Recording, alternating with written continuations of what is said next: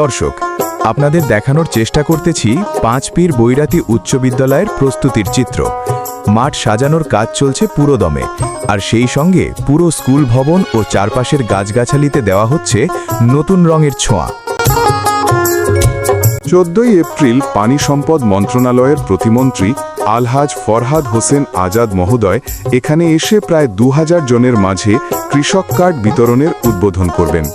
তাই এই আয়োজনকে ঘিরে বিদ্যালয় ও চারপাশ সাজানো হচ্ছে নতুন রঙে ও সাজে। আগামী মঙ্গলবার মন্ত্রী এখানে আসবে, সেই উপলক্ষে আমরা স্কুলটাকে সাজাইছি।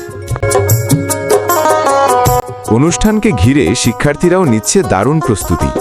গান ও নৃত্যের মাধ্যমে মুগ্ধকর পরিবেশনা উপহার দেওয়ার প্রস্তুতিতে ব্যস্ত সবাই।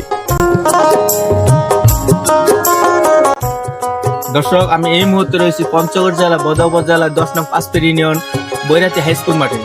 আগামী 14 এপ্রিল কৃষক কার্ডে উদ্বোধন করবেন পানি সম্পদ মন্ত্রণালয় প্রতিমন্ত্রী আলহাজ ফরহাদ হোসেন আজাদ। সেই উপলক্ষে বিদ্যালয়টি নতুনভাবে রং সাজিয়ে তোলা হচ্ছে। উপজেলা ও জেলা পর্যায়ের দায়িত্বপ্রাপ্ত প্রশাসনের ঊর্ধ্বতন কর্মকর্তা সহ অনেক গণ্যমান্য ব্যক্তি উপস্থিত থাকবেন এই অনুষ্ঠানে। সব মিলিয়ে এটি হতে যাচ্ছে একটি বড় আয়োজন।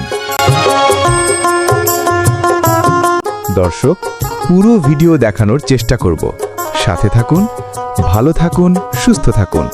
খোদা হাফেজ।